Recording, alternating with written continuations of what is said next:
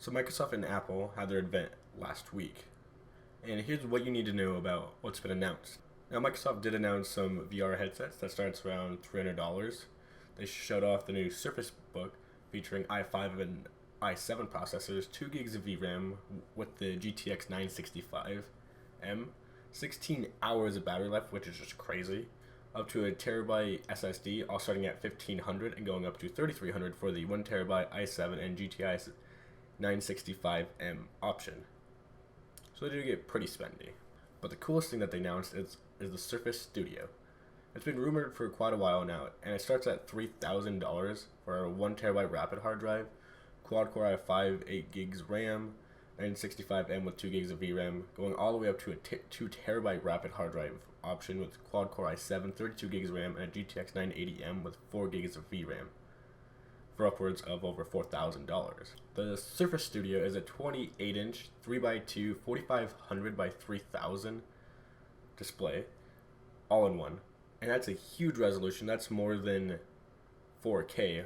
It's not quite up there with 5K, but it is a 3:2 aspect ratio, so it's a little bit different, but it's still going to look fantastic. It comes with either 8, 16, or 32 gig options. It comes with Xbox wireless support built into it. It comes with a pen, and if you order now, you can actually get the Surface Dial to go with it, which is really cool that you can place on the screen and turn it like an actual knob, and it'll correlate in whatever application that you're using. And they have this screen on this hinge that you can move it up and down and all around. That way you can easily pull it down, draw on it, and you can move it right back up to where a normal monitor would be. So that way you can easily type on it and do just basic general computing tasks. And this thing just looks very cool, and I can't wait to get up and close and try one for myself, really. Apple showed off their refresh on the MacBook Pro. That has some people quite upset. They talked about the 13-inch and 15-inch Pro that comes with Touch ID, the new Touch Bar that replaces the function row on the keyboard, and it adapts to whatever application that you are in. And each models are about a half pound lighter and a little bit thinner, with about around 15 millimeters thin, or around 17, up to 17% thinner. The screen is 67% brighter, the contrast is 67% better, and it has 25% better colors. So all around it's just a really good display. Now they both have better stereo speakers on both sides of the keyboard. The trackpad is twice as big now. They have their new butterfly switches, and they did get rid of all of their ports. So no SD card slot, no HDMI, no USB Type A, and instead they opted for 4 Thunderbolt 3 ports and a headphone jack. Now those Thunderbolt ports offer up to 40 gigabits per second transfer speeds, and basically you can use Thunderbolt ports for anything from hard drive to external 4K and 5K monitors. You can basically use it for just about anything, and it starts at about $1,800 for the 13-inch dual-core i5, 8 gigs of RAM, and 256 gigs of storage option, and the 15-inch starts at $2,000 for a quad-core i5, 8 gigs of RAM, half a terabyte of storage, and they both come with Iris Pro graphics.